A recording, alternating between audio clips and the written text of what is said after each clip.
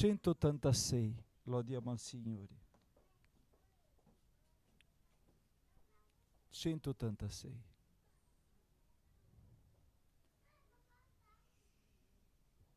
Se pace qual fiume mi inonda dal ciel, il dolo si abbatte su me, qualunque la sorte ripeter potrò, mio cuor calmo sta in Gesù.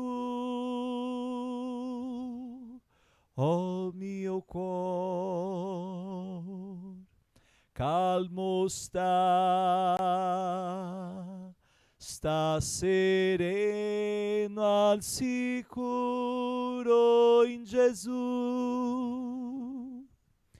Se sono tentato da prove e dolor, certezza infinita sei tu.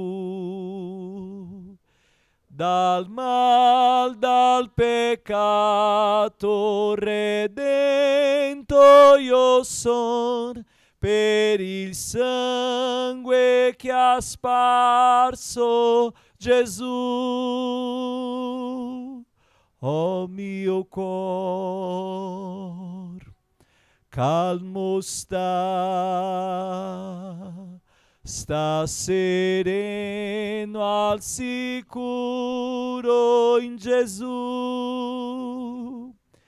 I miei peccati Gesù cancellò, là tutti inchiodati quel dì.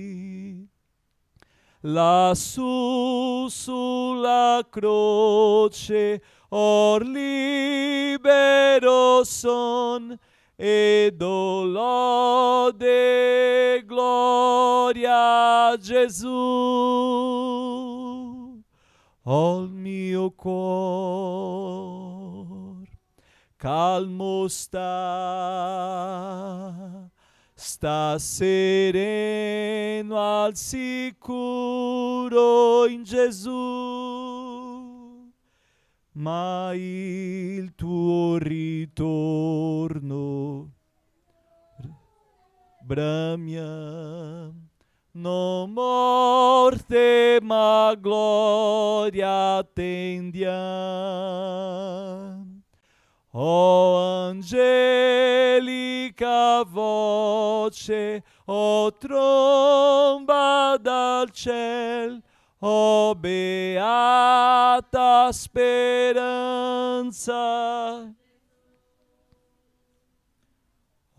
Mio cuor calmo sta sereno al sicuro. Alleluia.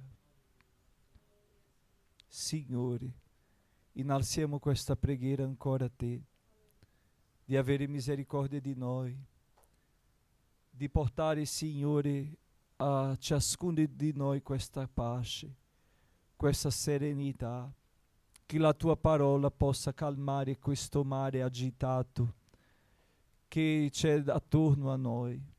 Molte volte noi, Signore, spinti dalla paura, urliamo, gridiamo, ci disperiamo e dimentichiamo che Tu sei sulla nostra barca. Abbiamo invitato Te ad entrare. Siamo, Signore, sul percorso e sappiamo che Tu non ci abbandoni mai. Ma vedi che umanamente questo mare, questo vento, questa tempesta, molte volte ci sconvolgi. Ma ti prego, Signore, che la Tua parola, che ha fatto calmare il vento e il mare, sia la stessa che faccia calmare i nostri cuori, la nostra mente, avendo certezza, Signore, della promessa che ci hai fatto, che arriveremo dall'altra parte. Continua con noi, Signore, nel nome di Gesù. Amen.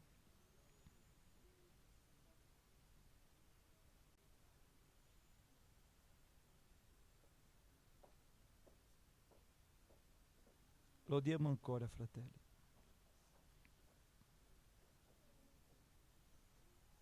Glória a Jesus.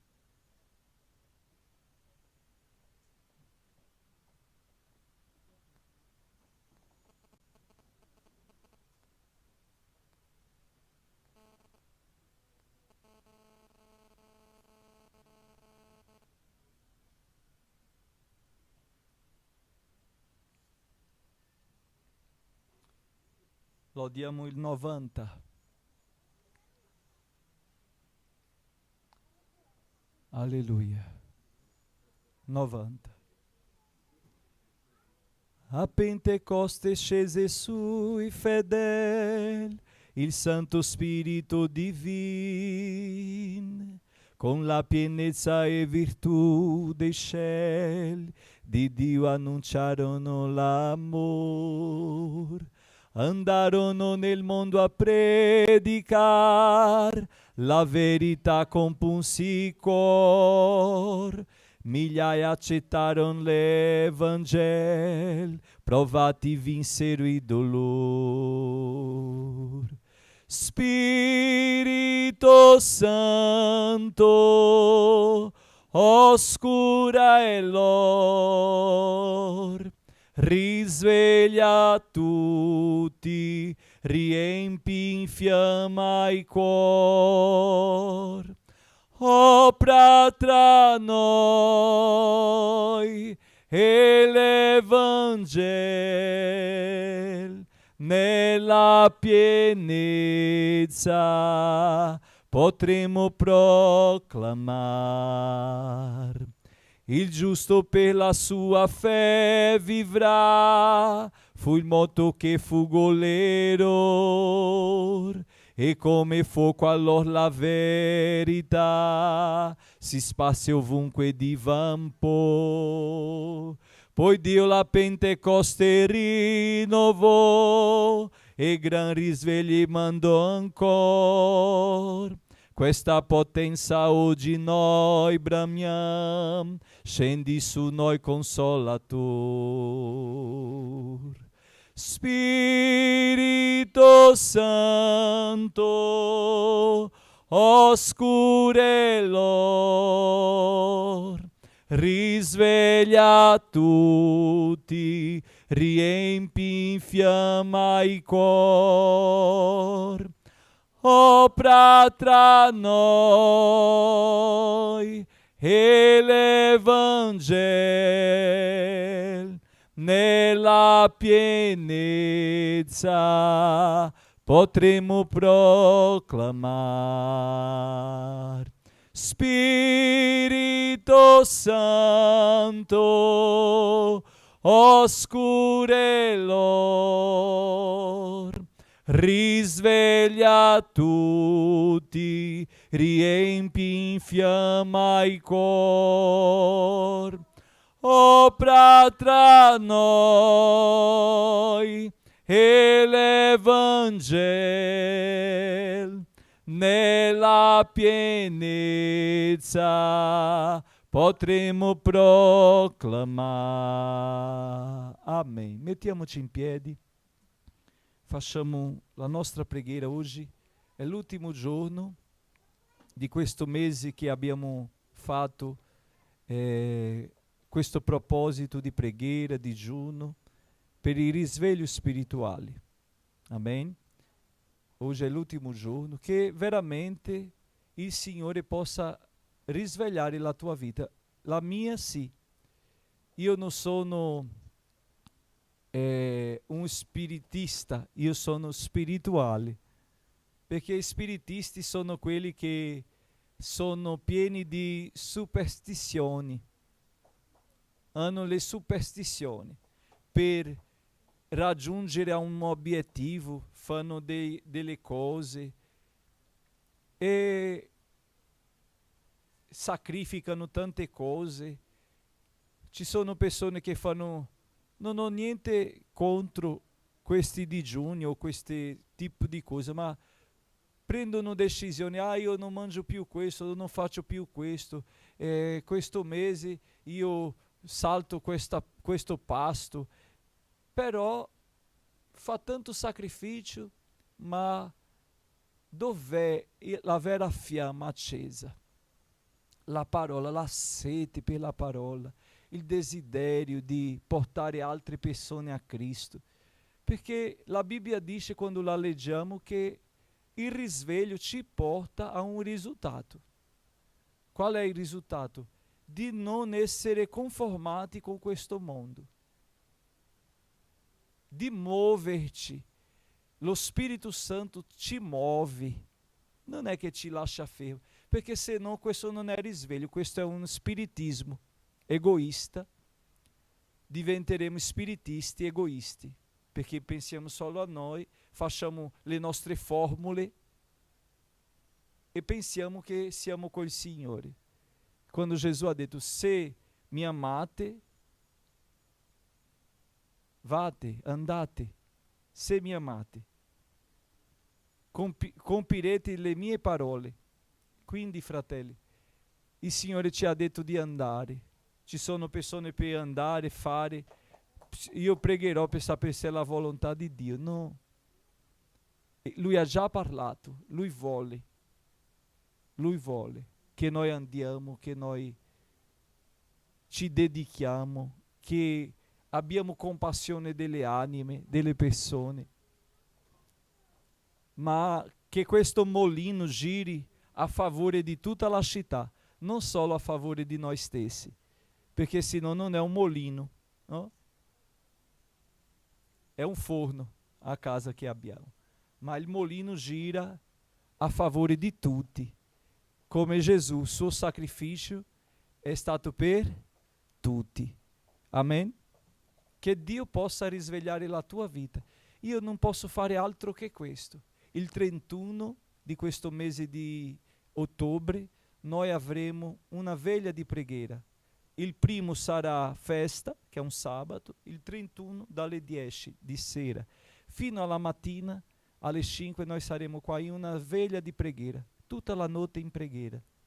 Io non so se tu verrai, se darai una scusa, quale sarà questa volta quello che tu dirai, ma noi come Chiesa ci muoviamo, promuoviamo per aiutare ognuno ad avere questa spiritualità, ad arrivare a questo proposito spirituale.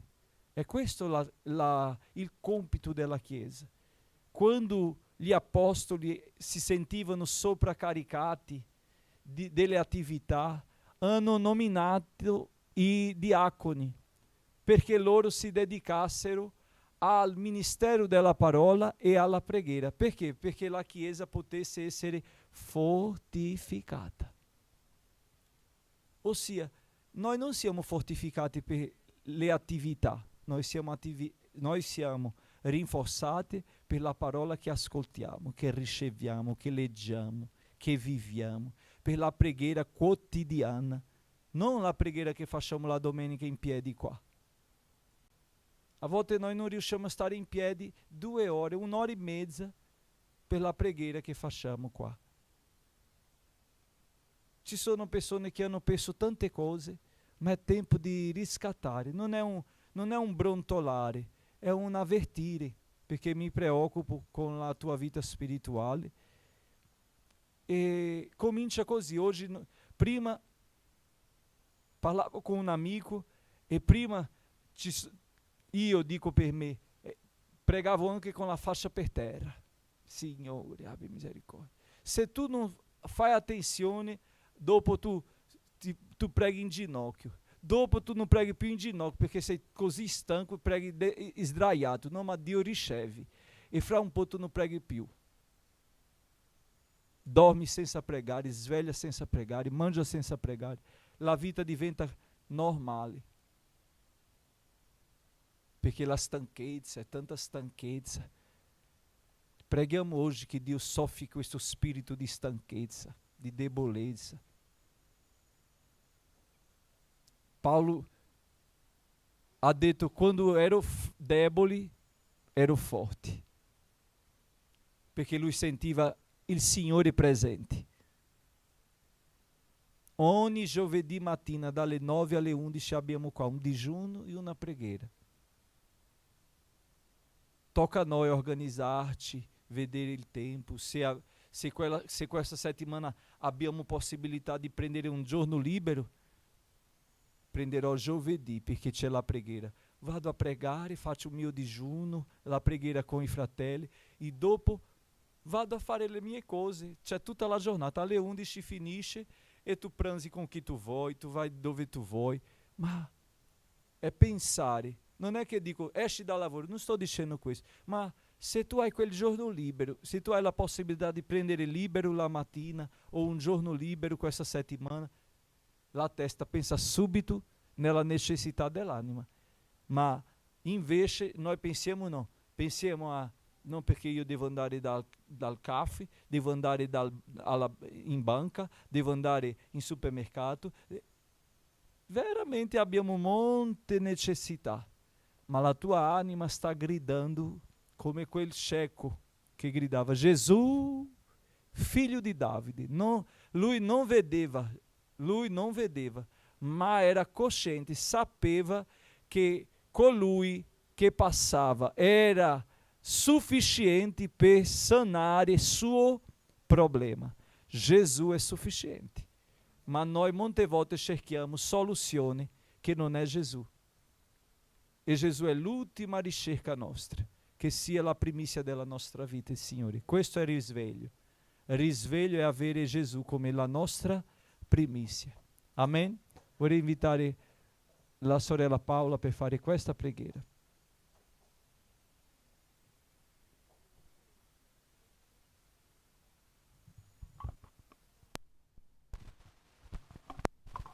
Saluto a tutti com a paz do Senhor, hein? Senhor, nosso Deus e Pai, nesta manhã, Senhor, te agradecemos esta grande oportunidade de estarmos aqui. Te agradecemos, Senhor, pela nossa vida, pela nossa família. Te agradecemos, Senhor, pelo pão de cada dia. Te agradecemos pelo ministério desta igreja. Te agradecemos, Senhor, porque nesta manhã tu nos deste, Senhor, a alegria, a oportunidade de te adorar neste lugar, Senhor. Que o teu nome seja glorificado em nossa vida, que a tua vontade, Senhor, se cumpra em nossa vida e que possamos a cada dia crescer, Senhor, na graça, no conhecimento da tua palavra, Senhor. E que a cada dia, Senhor, teu Espírito Santo encontre em nós liberdade de agir. E que a cada dia, Senhor, possamos dar testemunhos da tua palavra, aonde estivermos, Senhor, que alguém possa te ver em nós, Pai. Nos dê nesta manhã um culto, Senhor, que tu possa receber o nosso culto. Nos dê nesta manhã, Senhor, a tua presença neste lugar. Que tu possa falar o nosso coração. Que tu possa receber cada louvor, cada palavra, cada pessoa que passar por este microfone, meu Deus. E que nesta manhã, Senhor, a tua glória resplandeça neste lugar, Pai. Nos abençoa, nos ajuda. É o que te pedimos e já te agradecemos em nome de Jesus.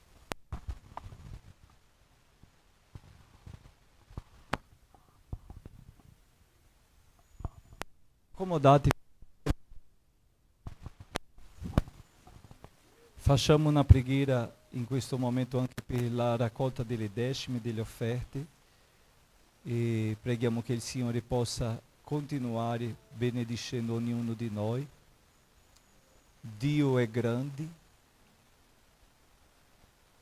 Lui è il capo più responsabile, non esiste un capo più responsabile di Lui, generoso, responsabile, giusto.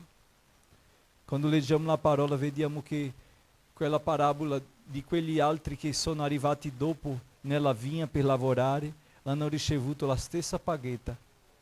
Questa è la generosità del Signore, la sua bontà. La bontà di Dio ci costringe a essere fedeli.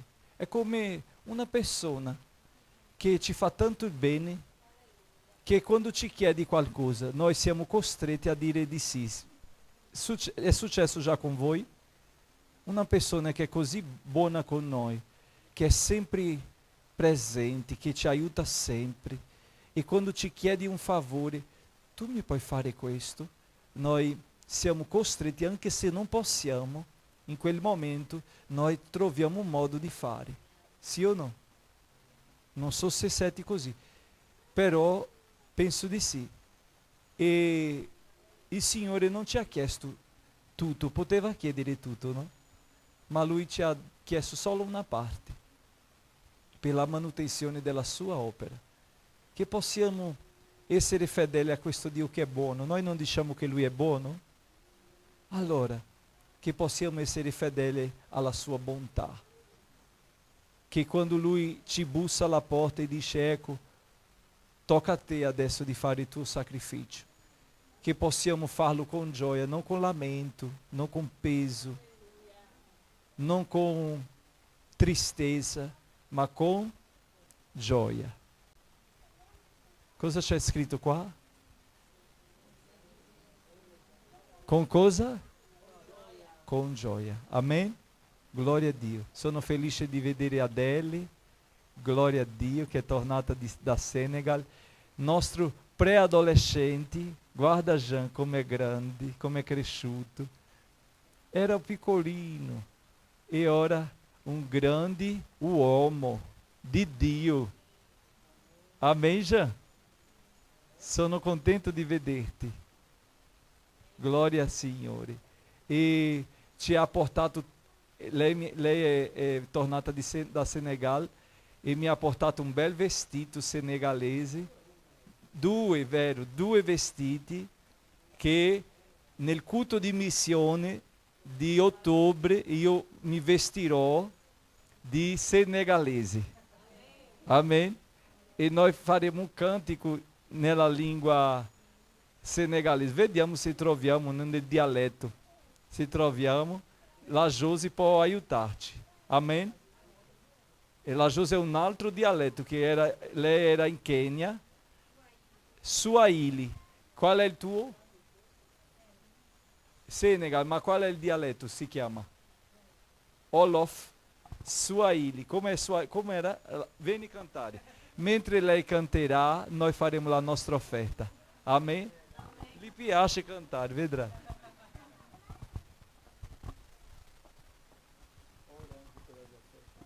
Salve a tutti, oramos. Maravilhoso Deus, eterno Pai, estamos na Tua presença, Senhor, te agradecemos por esta rica oportunidade. Quantos não puderam estar aqui, Senhor? E estamos aqui, Senhor, como a primícia, Deus, a primeiro dia da semana. Aleluia. Nós disponibilizamos para Ti, Senhor, como primícia, o melhor que nós temos, Senhor, estamos Te dando. Também as ofertas, Senhor. Jesus querido, eu quero Te apresentar os boletos, as contas, Senhor, desta igreja. Meu Senhor, tanta coisa, mas Tu és o dono da prata, dono do ouro, dono do real, o dono do euro. Meu amado Salvador, multiplica os salários, Senhor. Veja aqueles que não têm emprego, Deus, que não pode doar nenhum euro, Senhor, mas Tu és o Deus Todo-Poderoso. Veja aqueles que têm, Senhor Jesus querido, e não tem prazer, não tem joia de ofertar a Ti, mas Tu és o Deus que trabalha nos corações. Continua com Tuas mãos estendidas sobre esta igreja, derramando, Senhor, o Teu poder, abençoando, meu Pai, cada um, Senhor, que haja prosperidade, Senhor Jesus querido. Oh, meu Pai amado, nas famílias, Te pedimos e já Te agradecemos, em nome de Jesus. Amém. Asante sana. Já estou entrando no Swahili. A Santisana é muito obrigado. E Mungu Akubariki, Deus abençoe vocês. Mungu, Deus, estamos vendo ali outro africano, não? Rick também está aí.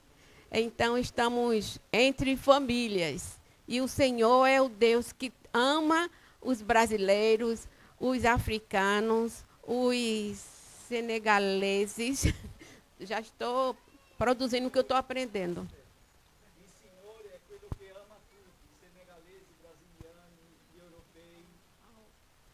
Sim, eu esqueci que eu não estou no Brasil. Então, vamos cantar, adorar a Deus, um hino em Swahili, que é... que diz, Asante sana Yesu. Muito obrigado, Jesus. Pode... Repite. Pode repetir comigo. Asante sana Yesu. Eu te amo, Jesus. Não, obrigado, Jesus. E agora, Ninakupenda é eu te amo, Jesus. Jesus. Então é fácil, né? Asante sana Yesu, Ninakupenda Yesu. Obrigada, Jesus, eu te amo, Jesus. Amém? Ok, vamos lá. Asante sana Yesu. Asante sana Yesu, Asante sana Yesu moyoni, mora em mim.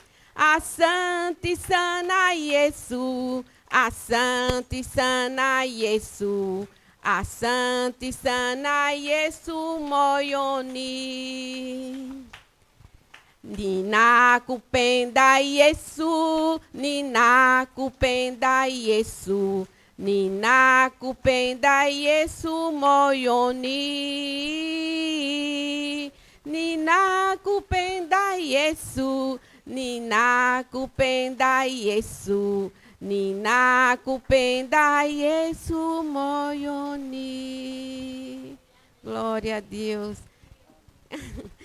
Nosso Deus entende todas as línguas.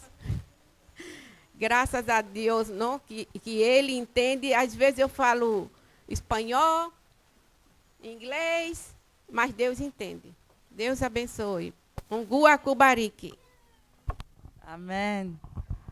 Lodiamo al Signore anche in italiano.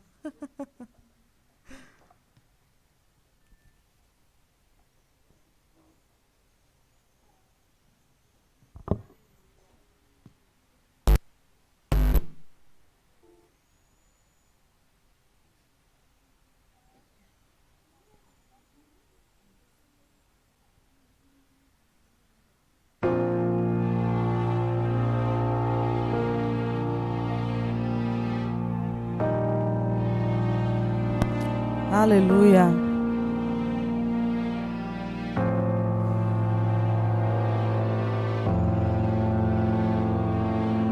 Lodiamo insieme. Microfono. Per sempre mio Signore, mio Re ti adorerò. Il tuo respiro è la mia vita, perciò non mi stancherò. Sentirò la tua voce, dolce anche più del miele, che mi fa uscire dalla grotta e mi porta fino in cielo. Vidi fuoco e terremoti, venti forti intorno a me. Visi già molti pericoli, ma la tua voce mi calmò. Tu dai ordini alle stelle e ai mare i suoi limiti. Io mi sento al sicuro, nelle tue braccia, oh Altissimo. non ci son chiusure né porte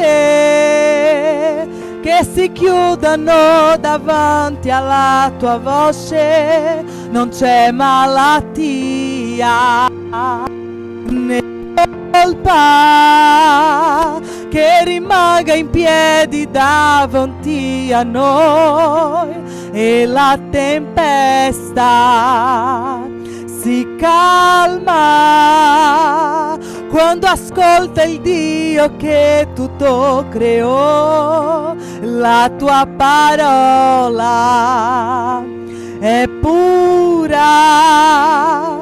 è uno scudo per coloro che credono in te. Alleluia! Gloria al tuo nome, Gesù. Alleluia, noi ti adoriamo, Signore, noi ti lodiamo, perché per te non c'è impossibile, non c'è chiusura, per te non c'è limiti, Signore. Alleluia! Alleluia! Non ci son chiusure né porte, possiamo cantare? Che si chiudono davanti alla tua voce, non c'è malattia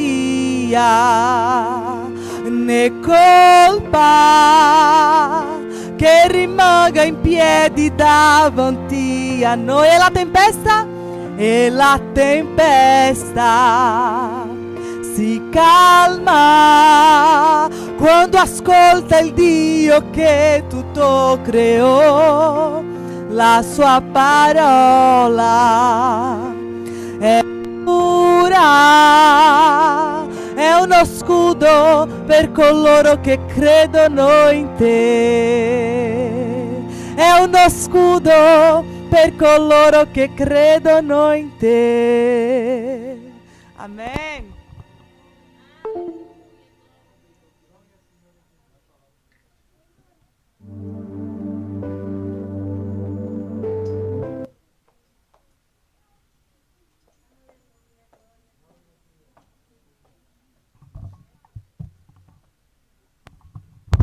Gloria a Gesù. Qui non si sente il microfono. Io vorrei sapere quale la famiglia ha portato l'attività del mese oggi. Nessuno. Oggi era il giorno, tutte le ultime domeniche del giorno, del mese. Noi abbiamo una partecipazione delle famiglie. Perché? Perché noi abbiamo fatto tutto il programma del mese con la partecipazione delle famiglie nelle ultime domeniche? Perché noi capiamo che fare crescere un bambino nella strada del Signore è essenziale la partecipazione della famiglia. Quando il bambino deve imparare le cose, gli studi, il compito è della scuola. Ma quando il bambino deve imparare la strada del Signore, il compito è anche dei genitori, principalmente dei genitori. Perché qui loro passano 2 ore con noi. Tutta la settimana è con i genitori. Come fanno loro a crescere nella strada del Signore solo imparando in 2 ore? Noi abbiamo fatto un programma perché almeno un giorno nella settimana voi potete stare insieme come famiglia e fare un culto domestico, prendere il versetto che abbiamo fatto, la meditazione che abbiamo fatto e discutere a casa su quell'argomento e preparare a casa un qualcosa da portare qui in chiesa perché la chiesa possa anche vedere quello che avete fatto a casa. È molto importante. Abbiamo fatto di nuovo questo mese il devozionale, no? Il momento le meditazioni per il culto domestico, ma fratelli, senza di voi non vale la pena. Non c'è da fare. Io posso fare 10.000 libri, ma senza di voi è invano quello che sto facendo. Noi abbiamo bisogno di unirci per un proposito unico, che è proteggere i nostri bambini, fare crescere i nostri bambini nella strada del Signore. Noi siamo interessati a questo, noi stiamo lavorando per questo, ma abbiamo bisogno anche di voi, anche che voi prendete questa responsabilità. Quindi questo mese, la fine del mese, si parla di Halloween. E questo mese abbiamo preparato un programma parlando della luce. Amen. Sappiamo che questa festa è la festa delle tenebre, la festa della morte, la festa dei brutti scherzi, la festa delle fantasie che fanno l'analogia al mondo delle tenebre, e noi parleremo della luce, perché noi siamo stati chiamati a vivere nella luce, non nelle tenebre. Amen.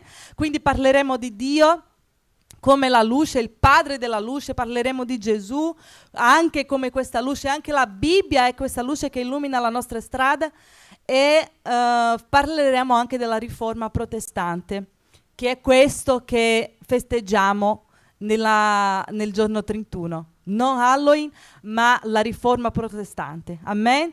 Quindi questo qui è il nostro libro. Abbiamo aumentato un po' di misura. Stiamo facendo di tutto per facilitare la vostra vita, perché magari abbiamo pensato, no? Il piccolo è più facile da perdere, a non mettere un posto e non vedere più. Appendete questo qui davanti al frigo. Va bene? Mettete un posto che è visibile, è grande anche ora. Quindi stiamo facendo di tutto, perché noi possiamo lavorare insieme, perché questo duri anche la settimana. Amen. Quindi questo qui è il nostro libretto, alla fine darò a tutti i genitori, e è su questo argomento che parleremo anche tutto il mese nella classe dei bambini. Quindi interessatevi, domandate a loro cosa hanno imparato, discutete questo, leggete la Bibbia con loro, perché senza di questo loro non ce la faranno a vivere sulla strada del Signore. Il mondo è lì, di braccia aperte, che li aspetta. Amen. Che il Signore vi benedica nel nome di Gesù. Può chiamare loro?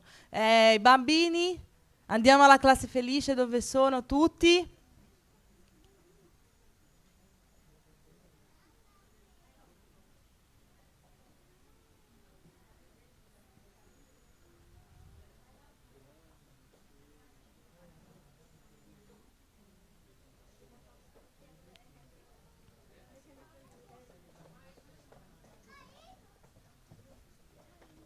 Preghiamo, bambini. Per pregare cosa si fa? Io ho sentito Cristian che là sottofondo ha detto qualcosa. Come si fa? Si chiude gli occhi. Amen. Possiamo stendere le mani verso di loro.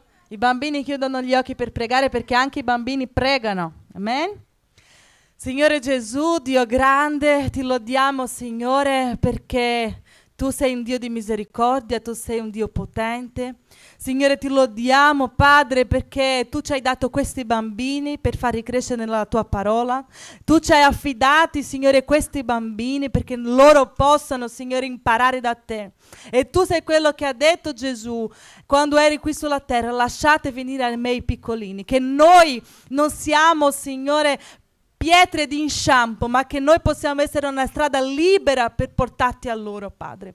Io ti chiedo nel nome di Gesù che questa parola possa non solo essere un semine nel loro cuore, ma possa crescere, che loro possano, Signore, portare frutto nella tua casa. Signore, che loro possano conoscerti, non solo una storia come tante altre, ma che loro possano avere esperienze con te dentro la loro casa, dentro la loro scuola e anche dentro la chiesa. Signore, noi vogliamo vedere questi bambini battezzati nello Spirito Santo. Noi vogliamo vedere questi bambini, non bambini normali, ma bambini che guardano su e riescono a vederti, riescono a sentirti, Signore. Leva, Signore, dalla loro mente, dal loro cuore, ogni cosa che il nemico vuole seminare, Padre. Nel nome di Gesù, che la tua parola possa sradicare ogni cosa, Padre. Ti chiediamo nel nome di Gesù, e ti ringraziamo per la vita di Nemesi, Genesis, per la vita di Neuma, per la vita di ogni sorella che si è messa disponibile a fare questo lavoro importantissimo nella tua casa, Signore. Io ti chiedo nel nome di Gesù, continua a benedire ognuno,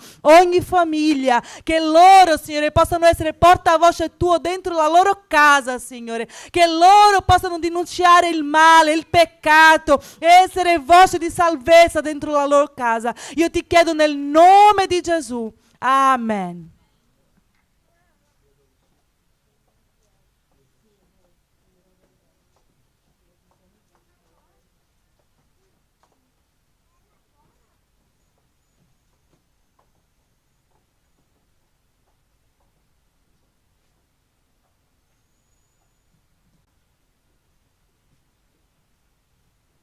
Glória a Dio.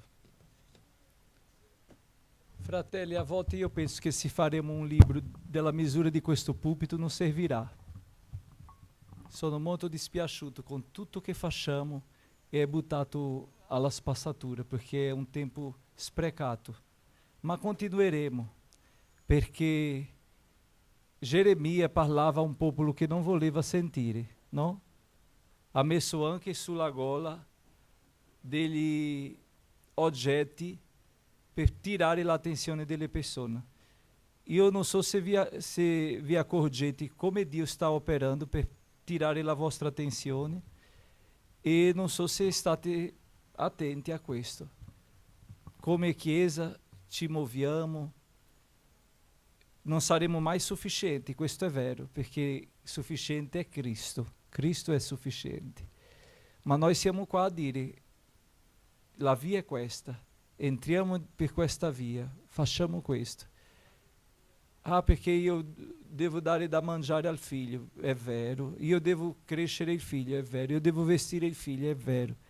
Noi vediamo anche le persone che non hanno niente e loro mangiano e si vestono anche. Gesù ha detto, non c'è un principio più vero di Matteo 6,33. Cercate prima il regno di Dio e la sua giustizia, e altre cose vi saranno sopraggiunte. Se questo non è vero, Gesù è il più grande bugiardo che esiste. Ma questo è un principio che molte volte noi svalutiamo, perché pensiamo che tutto dipende dalla nostra forza. E la Bibbia dice che gli uomini fanno i piani, ma da Dio viene la risposta. E se Dio non vuole rispondere? E se Dio chiude la porta? E se Dio ci limita come mi limita adesso? Ci fermeremo?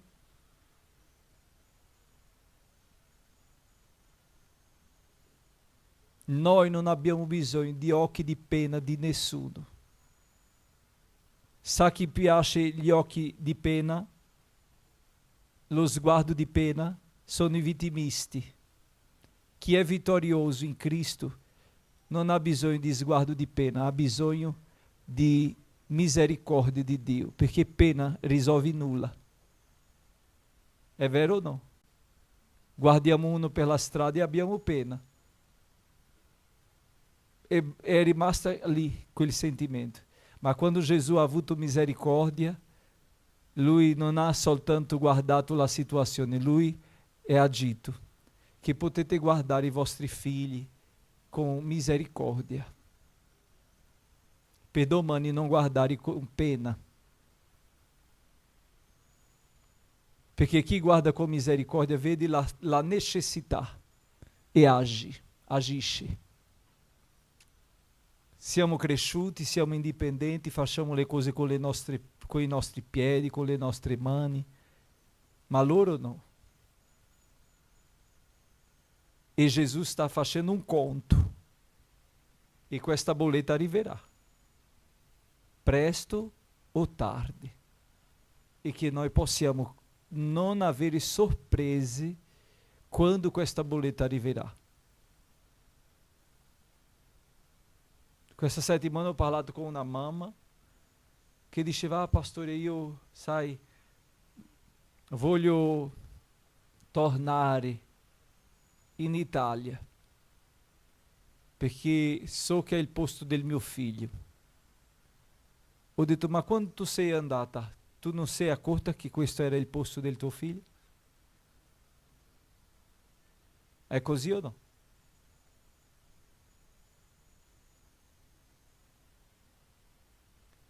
Ah, perché era la mia necessità.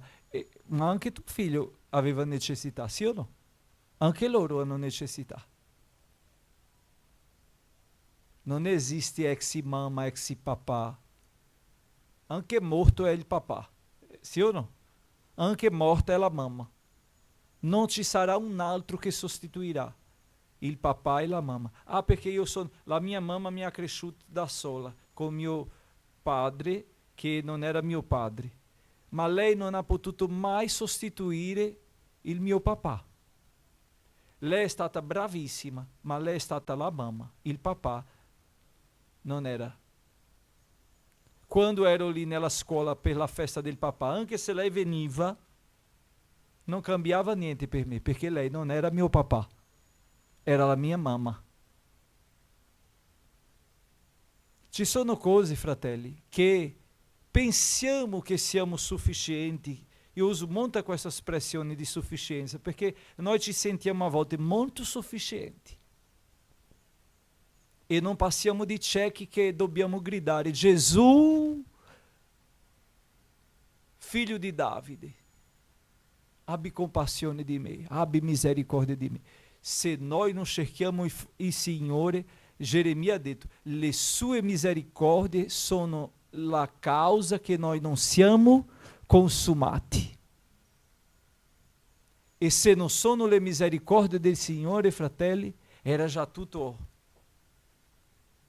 smantellato.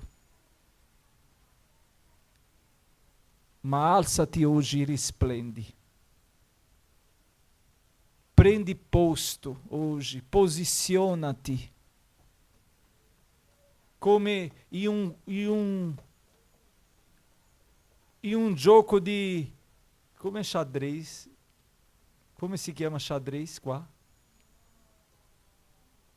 Xadrez?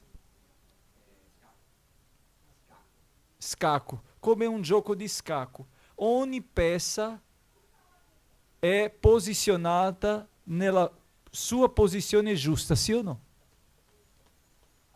Perché se non è lì, non può giocare, il gioco non va avanti.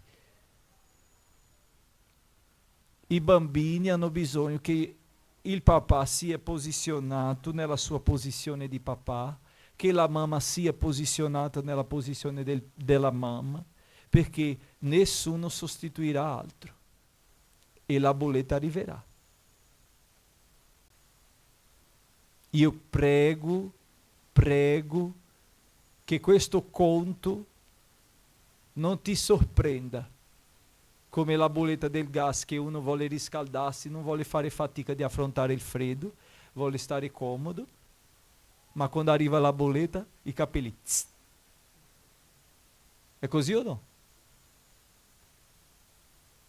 Io a casa mia spengo perché non posso pagare. Nel freddo ci vestiamo, facciamo di un altro modo. E così affrontiamo l'inverno. Perché so che la bolletta arriverà. E quando arriverà, posso gestirla? No, perché non avrò possibilità. Quindi oggi tu hai possibilità di gestire, oggi, la situazione. Ma domani può darsi che tu non abbia.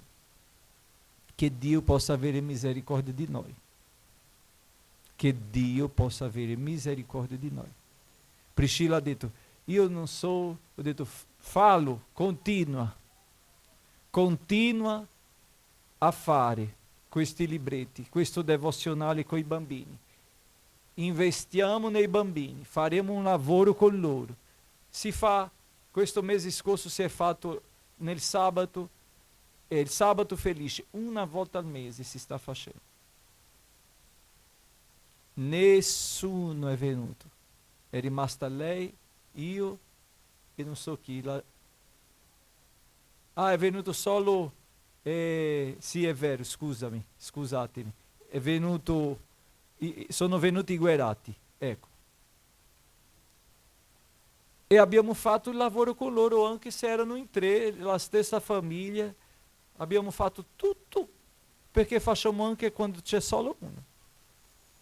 Io avevo bisogno di avere questo tempo per parlare. Non è rabbia, non è... no, è perché io mi preoccupo veramente. Questa faccia non è di dolente, è di preoccupazione. Perché dopo io non potrò, se aspettate qualcosa da me, io non potrò gestire i vostri problemi, perché non posso adesso, come potrò dopo? Ora possiamo insieme vedere sulla parola una uscita, una soluzione, insieme. Ma io non posso volere da solo, sì o no? Dobbiamo volere insieme.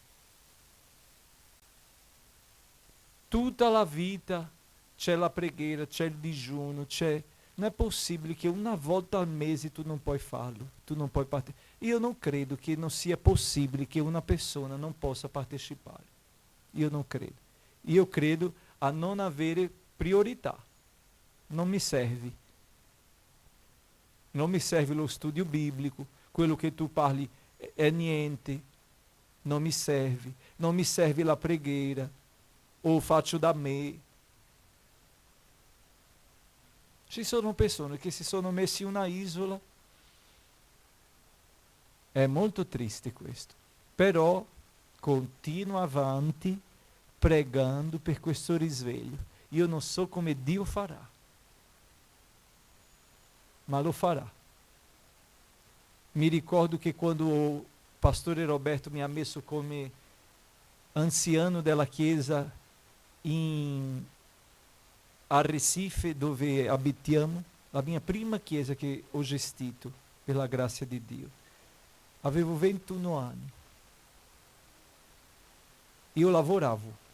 Perché a volte mi vedete oggi e pensate, è molto facile pastore, perché tu fai pastore a tempo pieno. No. Io lavoravo in centro commerciale che apriva da domenica a domenica. Ma sa cosa facevo? Io non mangiavo di pranzo per uscire un'ora prima per arrivare al culto. Ho sempre imparato che chi vuole fa, chi non vuole dà scusa. Quindi non facevo solo per impegno che avevo come anziano della chiesa, facevo anche prima, quando non ero niente di responsabilità ecclesiastica.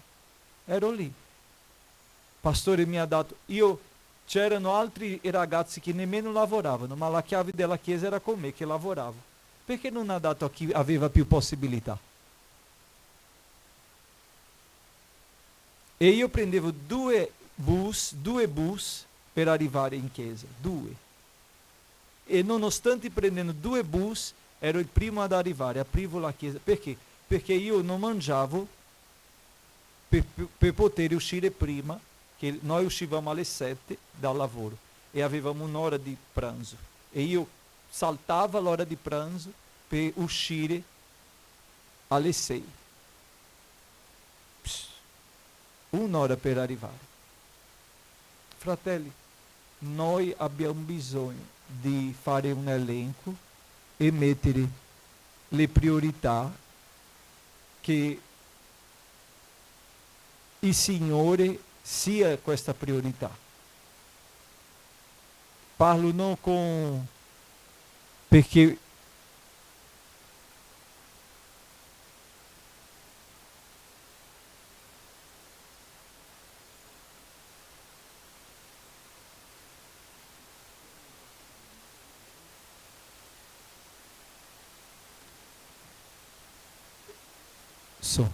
un esempio. Oggi noi non avremo pranzo. Perché? Perché ieri abbiamo avuto il picnic. Chi fa il picnic fa anche il pranzo. e abbiamo dovuto scegliere in fare il pranzo o fare il picnic. Io ho preferito fare evangelizzazione. Non possiamo fare tutto. Cosa si può fare? Sono cose che noi come Chiesa stiamo passando sopra e dicendo c'è quello che fa, c'è quello che fa, c'è quello che fa. C'è questo che disturba.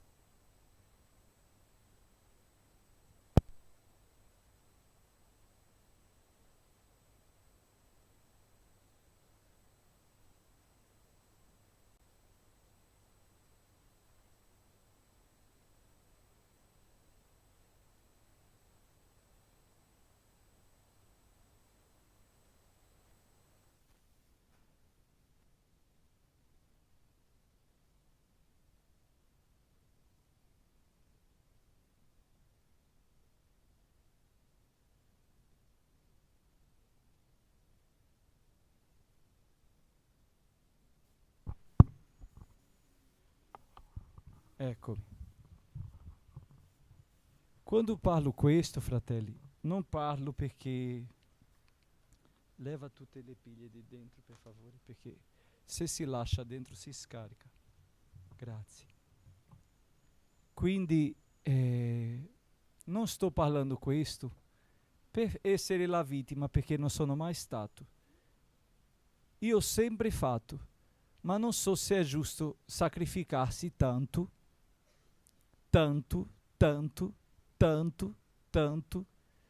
e a volte non avere uno scontro. Quindi che possiamo insieme fare l'opera di Dio, che possiamo insieme combattere nel regno di Dio, perché siamo Chiesa e questo sentimento di Chiesa dobbiamo avere tutti. Quindi non posso passare tutta la sera cucinando e tutta la mattina cucinando dopo una giornata intensa che ho avuto ieri di evangelizzazione, di riunione con altri pastori. Non posso. Quindi sono cose che noi dobbiamo decidere insieme adesso. Se avremo, se non avremo. Ma io questo non posso fare, questo posso fare, questo non posso, questo posso. E così si farà. Noi abbiamo bisogno di alzarci per il Signore con la bandiera del Vangelo, perché se pensiamo che i nostri problemi sono la fine di tutto, ci sono persone che hanno altri problemi irreversibili. Che dire a uno che è sul letto, che non si può alzare? Che dire a uno che ha una diagnosi di cancro, di un tumore maligno? Che dire? Mi dispiace?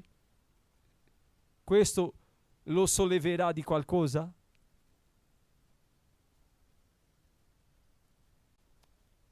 È tempo di ricostruire, di guardare la città, perché a volte noi abbiamo una casa molto bella, diciamo, no? Una casa molto bella, ma la città è in pericolo, non ha sicurezza. Ossia, a casa tu rinforzi, a casa tu fai tutto, ma quando tuo figlio esce di casa, è nella città senza sicurezza, perché ci posizioniamo come provveditori, come quelli che provvedono, ci posizioniamo come quelli che sostieni, ma è lo scudo della fede, è la spada dello spirito, è l'elmo della salvezza, è la corazza della giustizia, è la cintura della verità, e le scarpe della prontezza dell'annuncio del Vangelo della pace. No, non abbiamo. Allora siamo vulnerabili. La vulnerabilità è questa, è assenza di una protezione che non è civile, la giustizia umana, perché Hoje i carabinieri, se tu chiami, ti portano via. Se uno ti offende o ti fa qualcosa, questi giorni c'era uno che offendeva Priscilla a me, urlando, qua quando siamo usciti dalla chiesa. Se io chiamassi i carabinieri mi portava via io, non lui, perché qui è così. Per sapere se io sono in regola, dove sono i miei documenti, ma lui che mi offendeva, nulla. Fratelli, aprite gli occhi, perché stiamo seminando molto e raccogliendo pouco, come nel tempo di Ageu. E se noi non ci interessiamo di ricostruire tutta la città, compreso il Tempio di Dio, non servirà nessun sacrificio che stiamo facendo per noi stessi e per la nostra famiglia. Diventerà solo in un corpo stanco, pieno di fatica e dispiaciuto, perché non arriverà al risultato. Ma quando noi facciamo per il Signore, nel nome del Signore, allora, fratelli, il poco diventa molto. Il deserto diventa provvidenza. Amen? Questa è la parola che volevo dare di preoccupazione con voi. Sono molto preoccupato, ma molto davvero, a punto di perdere il sonno. E guardi che poche cose mi toglie il sonno. Ma sono così preoccupato che sto perdendo il sonno per causa vostra, pensando alla vostra vita spirituale. Sono felice che c'è Christian oggi, che Dio ti benedica. Mangia questo, da noi diciamo, questo mocotò, che è il girato di farina con brodo, diventa come una papa, che si chiama pirão, e è fortissima. Uno che è così si sveglia subito, apre bocca, pum, e un cucchiaione di questo pirão per te anche, che oggi nessuno è rimasto senza mangiare questo osso, questo brodo di osso, che dà sostanza. La pasta è buona, ma bisogna di aggiungere qualcosa più forte. Amen? Mettiamoci in piedi e leggiamo la parola di Dio. Luca, capitolo 18.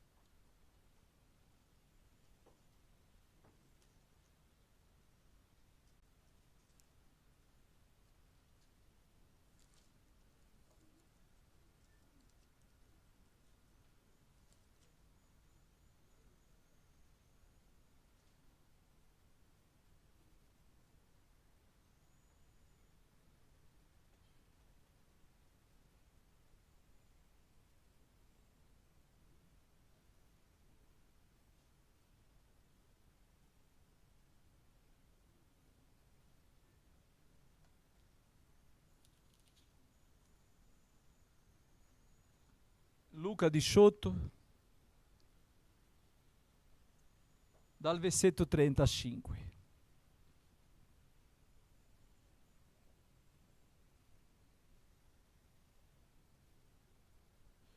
Come egli si avvicinava a Gerico, un cieco che sedeva presso la strada, mendicando, udì la folla che passava e domandò che cosa fosse.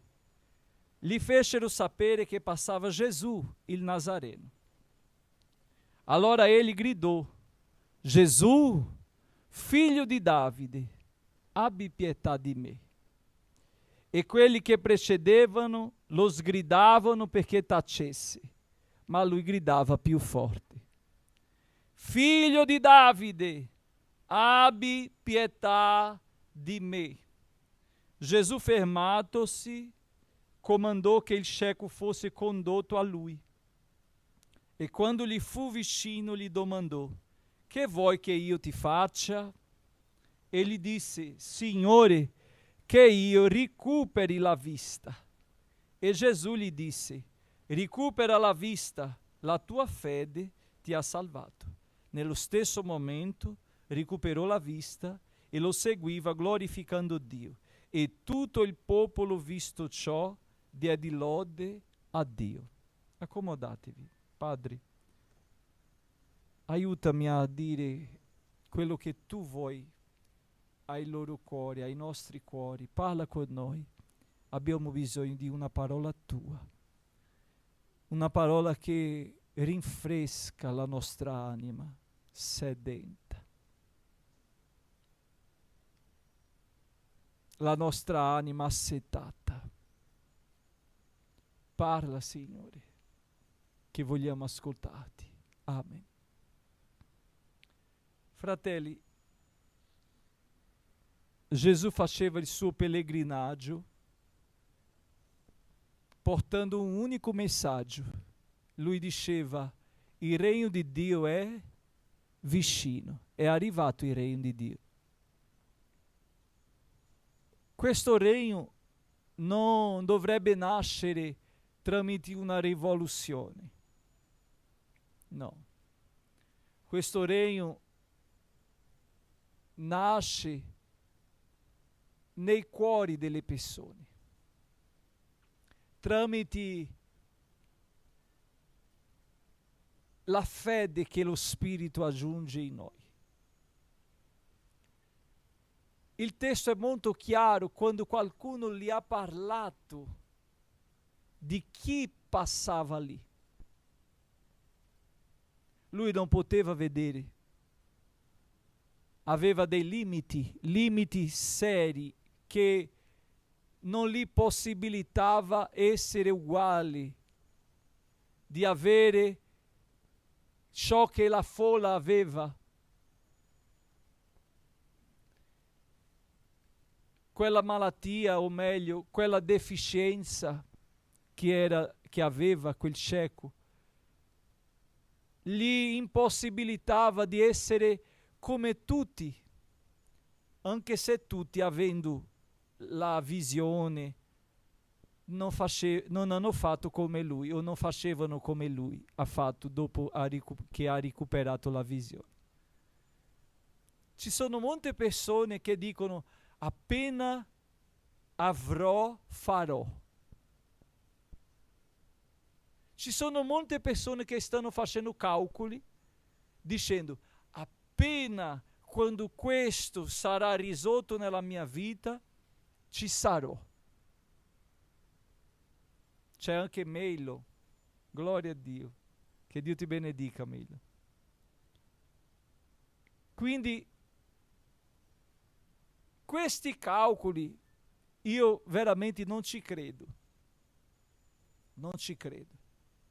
Perché è come uno che dice: quando avrò uno stipendio di 1.600, allora la mia famiglia sarà stabile. E quando arriva a quello stipendio non c'è la stabilità. Ha bisogno di 2.000. Dopo 2.000 non sarà neanche sufficiente, ha bisogno di 3.000. 3.000 non sarà ancora sufficiente, ha bisogno di 5. 5 non sarà ancora sufficiente, avrà bisogno di 10. Sa perché? Perché dove è il tuo tesoro, lì c'è il tuo cuore. E noi molte volte passiamo sopra e ci coccoliamo dicendo: no, non sono così, quando la realtà ci fa vedere, capire, comprendere che siamo veramente nella folla, anche se non abbiamo la stessa deficienza di quel cieco, ma siamo pure deficienti. La folla seguiva. E cosa ha fatto loro quando gridava quel cieco? Lo diceva di tacere. Perché la folla non si interessava da quel cieco. Ossia, era lì, presenti, ma la loro deficienza era un'altra, non era la visione. E ci sono molte persone che pensano di essere perfetti. No, non sono perfetto, ma si comporta come perfetto.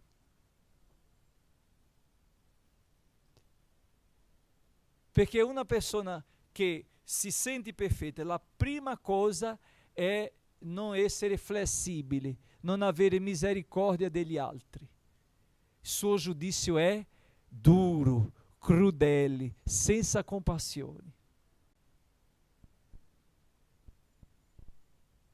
Quindi, quando vedi il cieco, ma che fai? Stai zitto! Perché quel cieco non poteva avere la stessa opportunità? Perché la sua sentenza era di essere cieco per sempre? Se noi leggiamo bene il testo, comprendiamo che quell'uomo non è stato cieco sempre. Quando lui dice che io recuperi la vista, parla uno che un giorno ha potuto vedere. E la parola dice che chi è in piedi abbia cura di non cadere. Siamo tutti fallibili qua. Siamo tutti, come la parola dice in Giacomo, che possiamo cadere e che possiamo essere condotti dalle stesse passioni.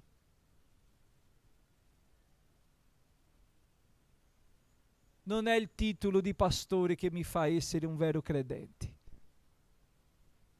ma il vero credente mi fa essere un pastore. Non è il titolo di diacono, di presbitero, di anziano, di evangelista che ti farà essere qualcosa. No. Prima tu devi essere questa qualcosa nel regno di Dio. Un credente. E dopo, allora tu riceverai il ministero.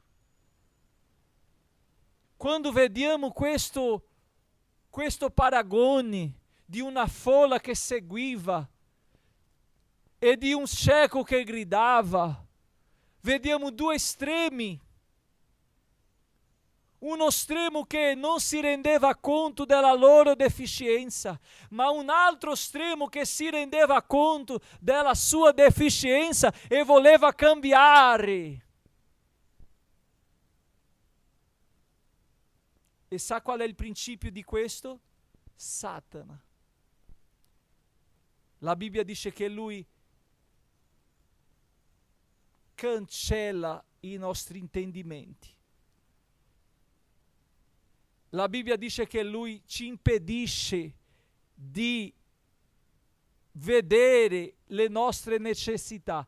La Bibbia dice che lui toglie la sensibilità delle persone di capire la sua debolezza. E la bugia diventa, è soltanto una bugia, è stata solo una bugia. Ah, tanto, io ho rubato solo quel pezzettino là. No, tanto, io ho parlato solo male, ma chi non parla male? No, perché io ho solo guardato quello video pornografico, che tanto non ha cambiato niente. Io ho visto solo quel video e basta. Capito?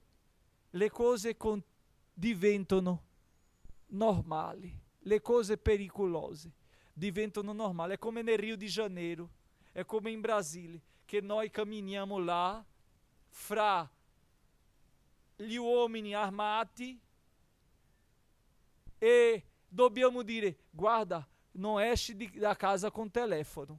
Ossia, dobbiamo accettare la condizione che c'è un pericolo e che quel pericolo noi dobbiamo astenerci per causa del pericolo, invece di combattere il pericolo. Cosa ha fatto lo Stato? Non combatte più il pericolo, ma ci avverte: attenzione bosseggiatrici.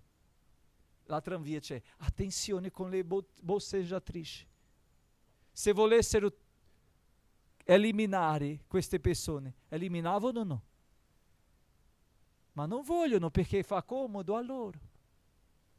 È più facile avvertire. È più facile fare le persone abituarsi alla condizione, a quella cosa. Ossia, passiamo per i ciechi e i ciechi sono ciechi. Io no, io sto bene, ma scusa, la tua deficienza non è che tu sei cieco, ma la tua deficienza è un'altra, è mancanza di sensibilità, ossia tu vivi nello stesso ambiente. Satana magari non ti ha tolto la vista, ma ti ha messo nell'ambiente di peccato, di distruzione, di guerra, di combattimenti. E tu dici, sto seguendo Gesù. E cosa succede nella tua vita? Niente, non sta succedendo niente. Io mi sto solo faticando, facendo strade lunghe con Gesù.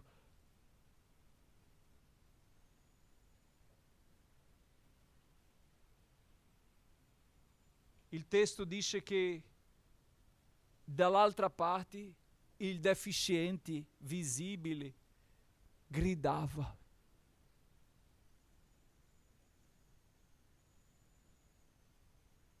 Il deficiente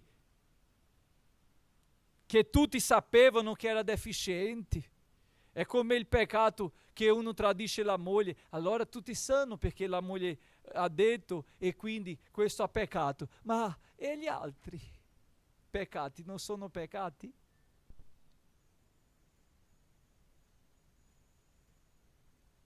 Non è che sto annullando la sua deficienza, ma lui ha voglia di cambiare. E questa è la differenza delle due estremità. Uno ha voglia e un altro si è messo confortevole alla sua deficienza, alla sua condizione.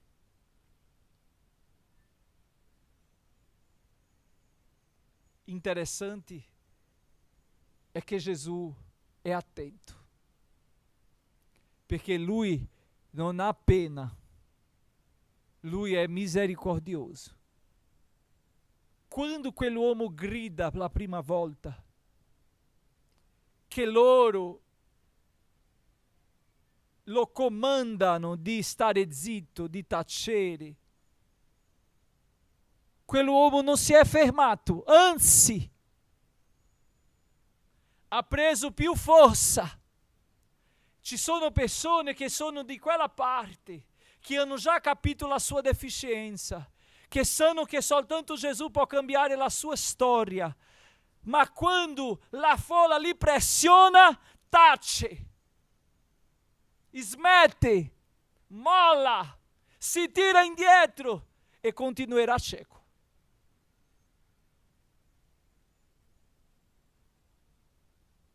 Perché la folla ci pressiona, il mondo ci pressiona, la famiglia ci pressiona, il sistema ci pressiona.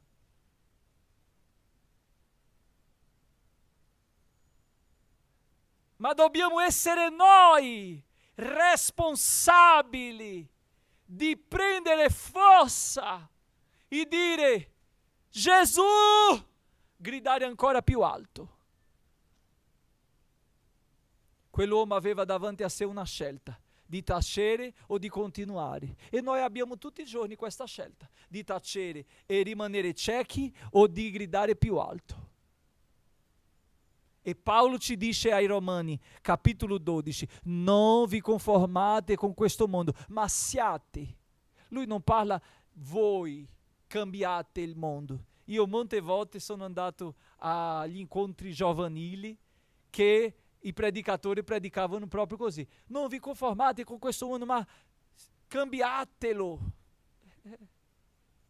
Noi non cambiamo il mondo. Nessuna politica sarà sufficiente per cambiare il mondo.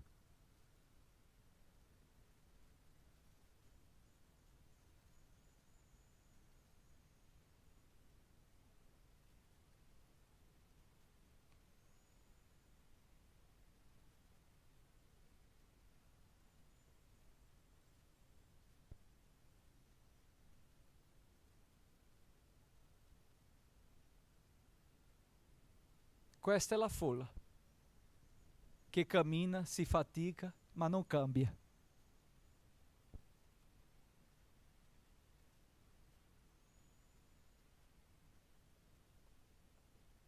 La folla che non senti bruciare.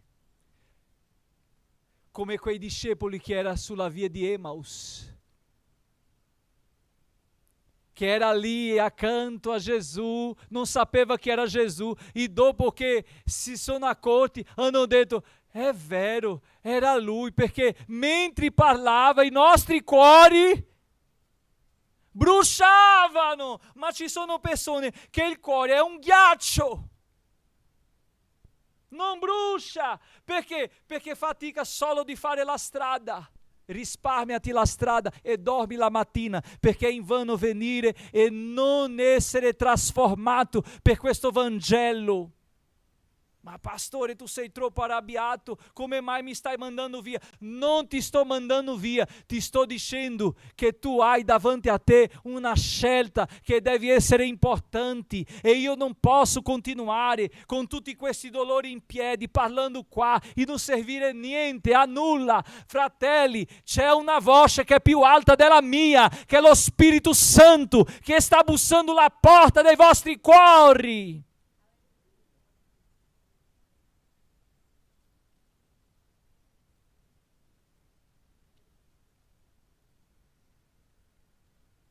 Ma vedi come siamo noi. Non abbiamo pena. O non abbiamo misericordia, non abbiamo pena. Poverina. Poverino. È sufficiente questo? Questa espressione?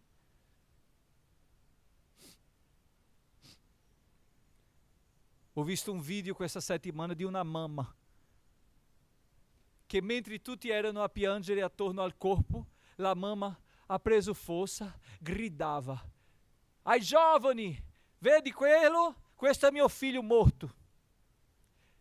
Non è mancanza di avvertimento, ho parlato, ho insegnato, l'ho portato in chiesa, ho fatto tutto per lui.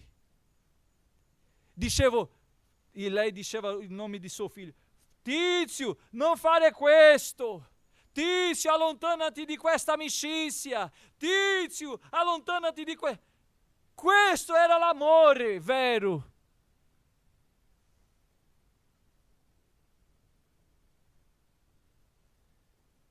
E lei diceva: dove sono gli amici adesso? Mentre lui è morto per causa della droga.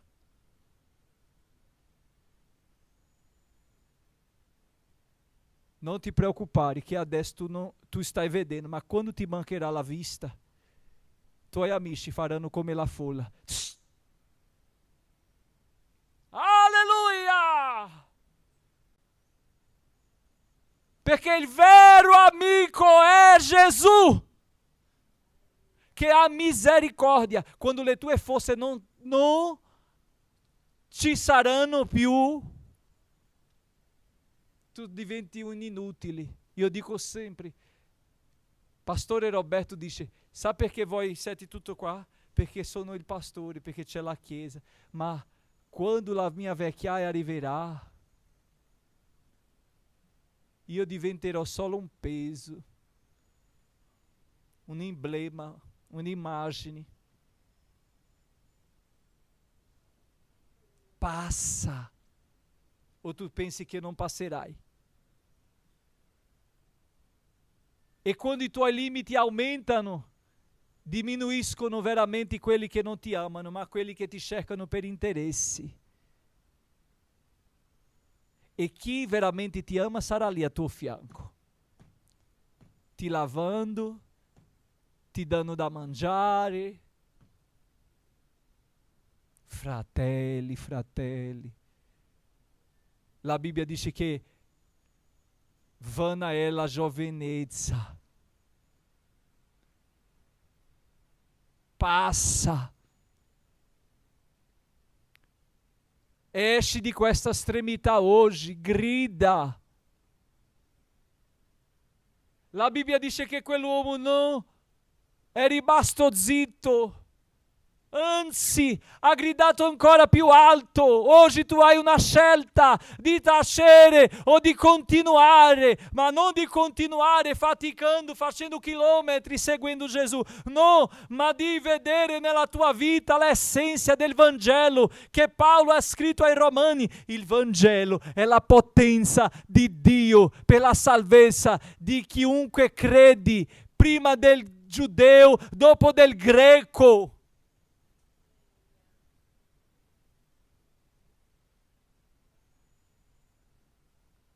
Sa la speranza di quando tutto non ci sarà più, la vita eterna.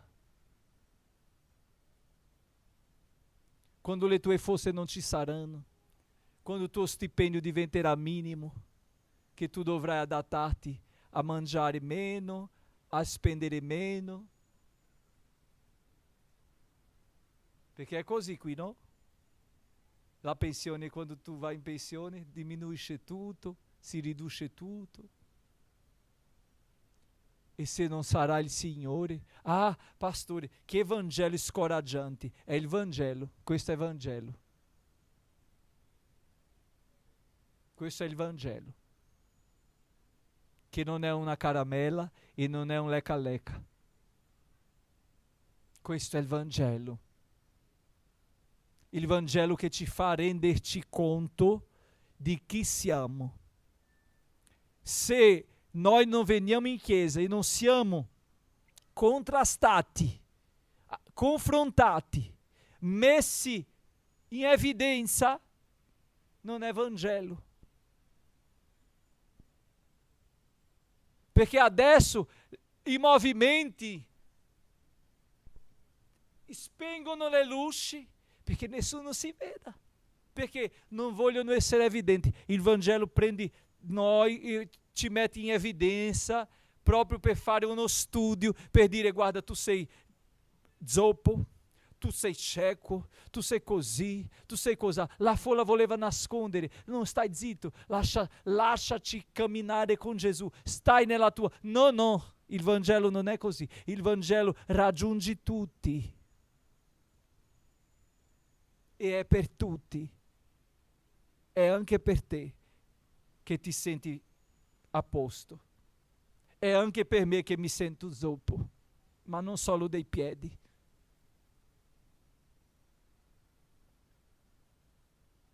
E quando lui arriva, quando prego, che lo sento, dico: è vero che nessuno mi può dare una mano.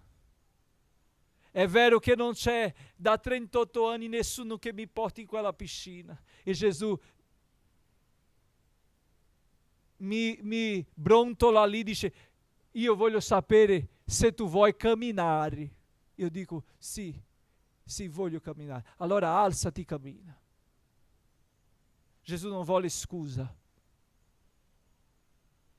La parola dice ancora che quando quell'uomo non si avvicina, perché i suoi limiti non li poteva fare avvicinare. Lui non sapeva dove era Gesù. I suoi occhi erano chiusi. Ma quando lui gridava, e gridava ancora più forte, chi si è avvicinato da lui?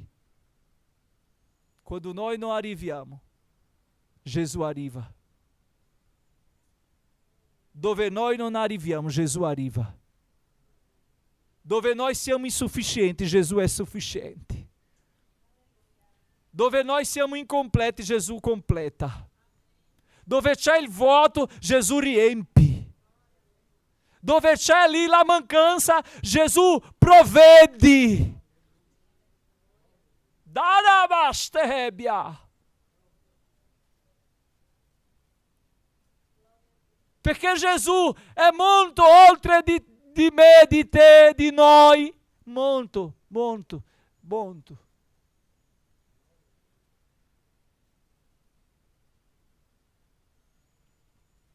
Quando Gesù si avvicina, Gesù dice: che vuoi che io ti faccia? Sarebbe molto chiaro, no?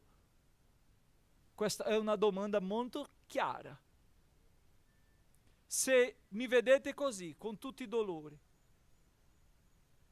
pastore, vuoi una mano? E certo.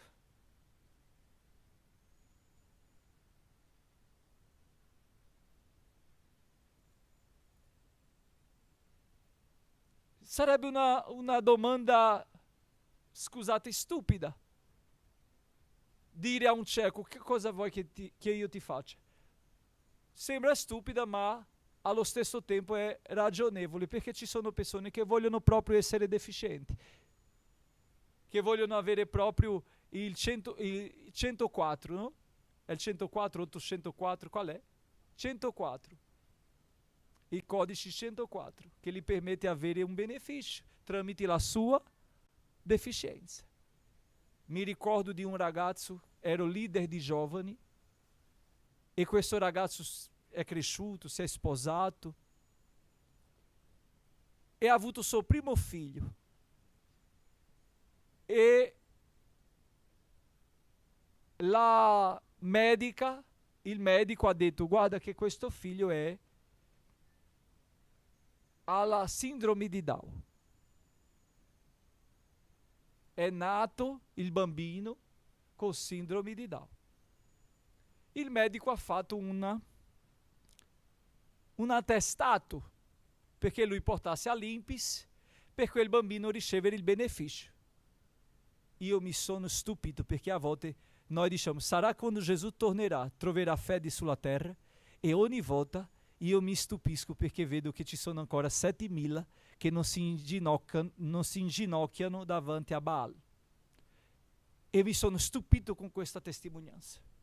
E quel ragazzo, davanti al medico, ha strappato quell'attestato e ha detto, dottoressa, se io accetto questo suo attestato, io sto accettando questa deficienza e io sono un credente.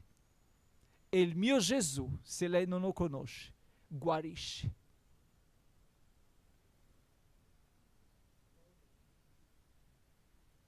Un anno, 2 anni, 3 anni, ogni anno la faccia del bambino cambiava. Quella apparenza di sindrome di Down ha cominciato ad andare via. Lui poteva avere uno stipendio per quel bambino, ma lui non ha voluto. Il bambino ha compiuto 5 anni, come Samuele, si chiama Samuele questo bambino. 5 anni, già sapeva che il medico diceva non farà niente perché sindrome di Down non sa fare niente. 5 anni il bambino già faceva compiti, parlava normalmente, giocava con tutti i bambini. L'unica cosa che è rimasta sono gli occhi, come un segno, per dire guarda che tu dovevi essere sindrome di Down, ma lascerò solo questo segno come un memoriale della guarigione. Il bambino è cresciuto, oggi è un preadolescente. Normali. Per questo Gesù ha detto, cosa tu vuoi che io faccia? Ci sono persone qui che Gesù sta domandando, cosa tu vuoi che io ti faccia? E sta dicendo, sai, adesso ho bisogno di una macchina. Cieco. La mia macchina è guasta, ma se Gesù oggi mi dice cosa tu vuoi, io dirò voglio 2 gambe buone per prendere autobus, tranvia, salire e scendere, fare questo e quell'altro. Perché di che vale una macchina e le gambe malate? Ma ci sono persone che le sue necessità momentanee sono così presenti nella sua vita che nella domanda di Gesù la risposta è Signore, risolvi questa situazione economica mia o risolvi questo problema mio là.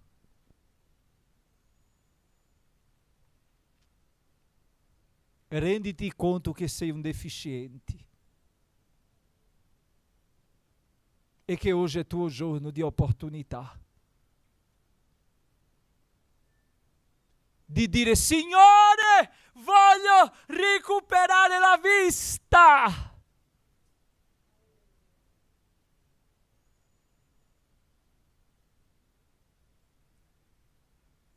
Ci sono persone che hanno avuto un inizio di matrimonio buono e oggi non hanno più come era prima. Ci sono persone che erano felici qua e oggi non sono più. Ci sono persone che sentivano un fuoco, una gioia, servivano al Signore con gioia, oggi non più. E la domanda di Gesù è: cosa vuoi che io ti faccia?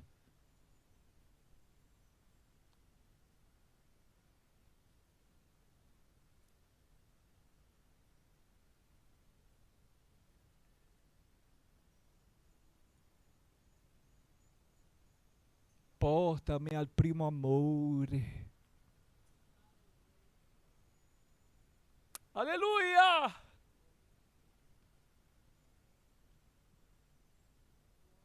Portami. Portami, Signore.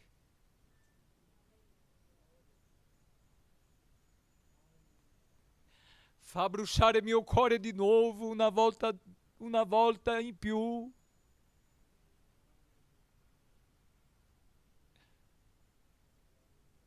Fammi essere quell'uomo di preghiera che era un giorno e non sono più. Fammi, Signore, fammi. Alleluia. Alleluia. Alleluia. Cosa tu vuoi che io ti faccia?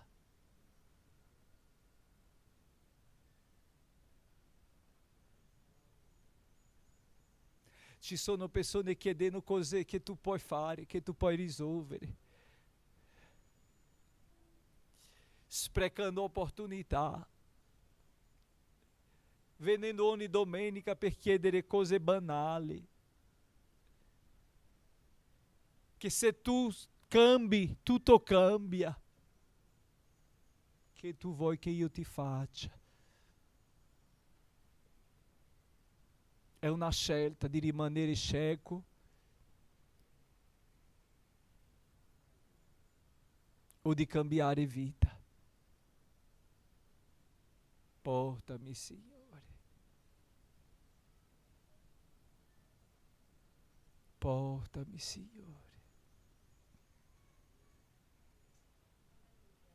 Gesù gli disse: recupera la vista. La tua fede ti ha salvato.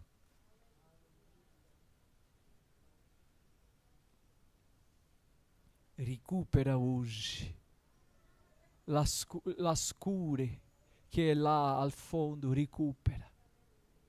Recupera. Recupera. E sa cosa è successo? Quell'uomo recuperò immediatamente la vista e la parola dice che nello stesso momento recuperò la vista e lo seguiva glorificando Dio.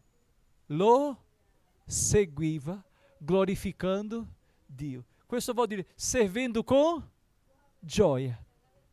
E lo seguiva glorificando Dio e tutto il popolo, visto ciò, diede lode a Dio. Gesù non ha fatto solo una guarigione.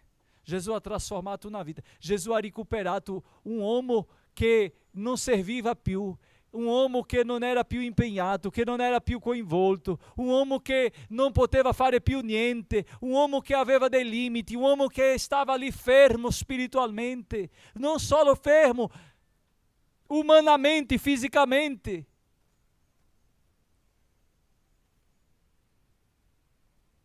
E quella restaurazione è stata così grande che la Bibbia dice che tutti davano lode e gloria a Dio per causa di quell'uomo.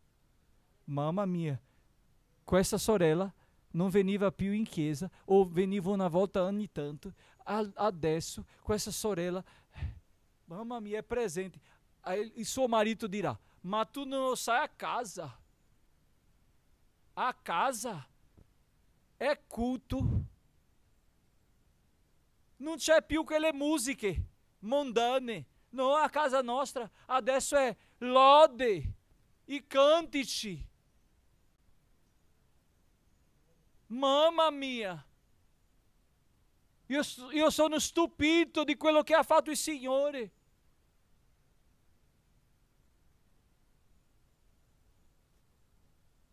Che Dio ci benedica. Che questo messaggio raggiunga il tuo cuore, la divisione dell'anima e dello spirito. Là, come una spada.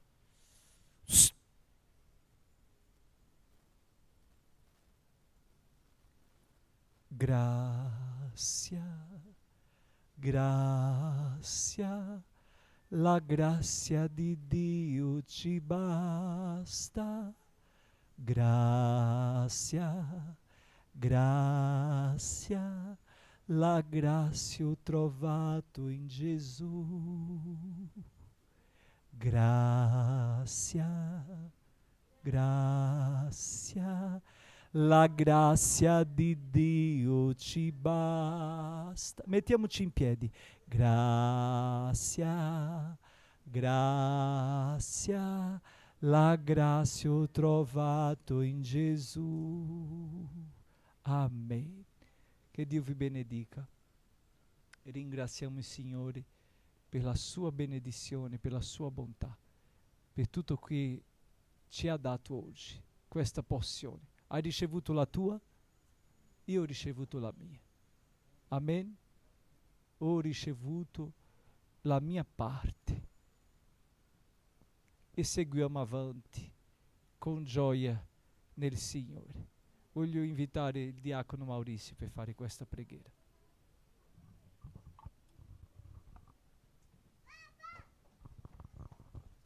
Saluto la Chiesa con la pace del Signore Gesù. Signore Gesù, siamo qua per grazia, Signore, perché tu ci dai la tua grazia, Signore. E grazie, Signore, per ascoltare la tua parola, che possa entrare dentro di noi, Signore Gesù, perché attraverso la tua parola noi rinasciamo. Signore, aiutaci, dacci il tuo amore, perché tu ci ami, perché tu nella croce, Signore Gesù, sei morto per noi, perché tu hai preso addosso a te tutte le nostre sofferenze, i nostri peccati, le nostre malattie, Signore Gesù. Mostraci, Signore, la tua grazia, il tuo amore, Signore, che hai per noi. Oh glorioso Padre, ti ringraziamo. Sollevaci dai nostri problemi, dalle nostre difficoltà. Noi oggi, Signore, abbiamo avuto la tua grazia in questo momento. Signore, grazie che tu sei con noi. Grazie, Signore, della tua benedizione, glorioso Padre. Hai sofferto per noi. Facci vedere, Signore, facci capire, facci intendere, Signore, perché solo tu puoi farlo. Signore, siamo qua a ascoltare, a capire, Signore, che il tuo amore è grande per noi. Liberaci, aiutaci, sollevaci, Signore Gesù. Noi siamo caduti, non capiamo, Signore. Non basta, Signore, non basta parlare, ma dacci, Signore. Mostraci, Signore, questa settimana, questi giorni che passeranno, che saremo a pregare. Signore, aiutaci e sollevaci, Signore, perché tu, Signore, sei la nostra speranza. Oh glorioso Padre, ti ringraziamo della tua parola, che noi possiamo capire, Signore, che tu ci ami. Benedici questa giornata, Signore, questa settimana. Aiutaci, Signore. Noi per questo ti ringraziamo, Signore. Stai con noi. stai con noi, Signore. Te lo chiediamo nel nome di Gesù, che la tua grazia scenda su di noi oggi e rimanga per sempre. Nel nome di Gesù. Amen, amen, amen.